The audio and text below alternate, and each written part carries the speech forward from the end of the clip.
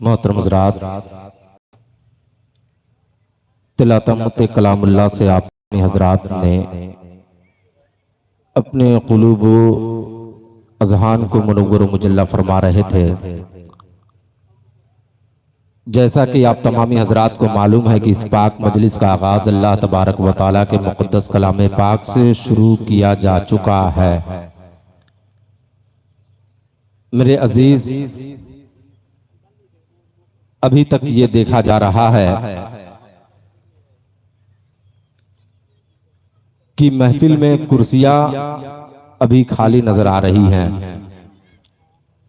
अगर वाकई आप नबी से मोहब्बत करते हैं, उनकी उल्फतो मोहब्बत की चिराग आपके दिल में रोशन व मुनव्वर है, तो बड़ाए करम आप अपने जिंदगी के तमाम रात इधर उधर दुनिया के मेले और झमेले में गुजार देते हैं।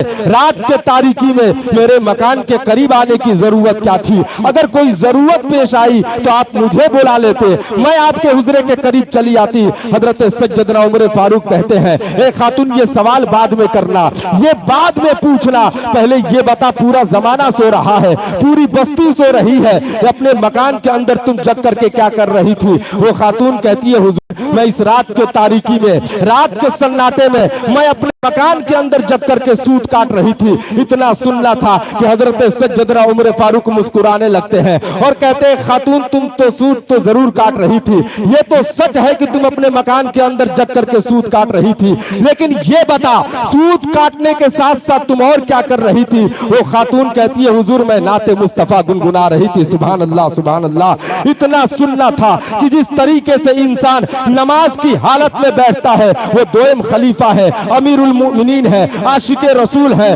अशरा मुबश्शिरा में से है, लेकिन जब नाते मुस्तफा की बात आती है तो हजरत सज्जदना उमर फारूक दो जान होकर के बैठ जाते हैं। जिस तरीके से इंसान नमाज की हालत में बैठता है और कहते हैं, खातून, वो नाते पाक मुझे भी सुना दे। सुभान अल्लाह, सुभान अल्लाह। वो खातून कहती है, हुजूर, वो नाते पाक सुन करके आप क्या करेंगे? तो ईमान सुनो, हजरत सज्जदना उमर फारूक का अकीदा तो मुलाहिजा करो, उनके ईमान पर तो जरा नजर डालिए। हजरत सज्जदना उमर फारूक कहते हैं, ए खातून, ये सवाल बाद में पूछना, तुम्हारा यही तो सवाल है कि इस रात के तारीकी में मैं नाते मुस्तफा सुन करके क्या करूंगा? तो सुन, जब न मैदान महशर कायम होगा, नफसी नफसी का आलम होगा, न बेटा बाप का होगा, न बाप बेटे के होंगे, कोई किसी की कैफियत पर नजर डालने वाला नहीं होगा, तो कल मैदान महशर में अगर परवरदिगार आलम की बारगाह में तेरी हाजिरी होगी, वहां पर रब्बे कायनात अगर तुम्हें नाते मुस्तफा पढ़ने के सदके में बख्श देगा, तो वही उमर को भी नाते मुस्तफा सुनने के सदके में बख्श देगा।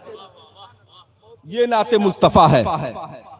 हजरत सज्जदना उमर फारूक कहते हैं कि जब मैदान महशर कायम होगा, नफसी नफसी का आलम होगा, कोई किसी की कैफियत पर नजर डालने वाला नहीं होगा, तो परवरदिगार आलम अगर तुम्हें कल मैदान महशर में नाते मुस्तफा पढ़ने के सदके में बख्श देगा, तो हमें भी नाते मुस्तफा सुनने के सदके में बख्श देगा।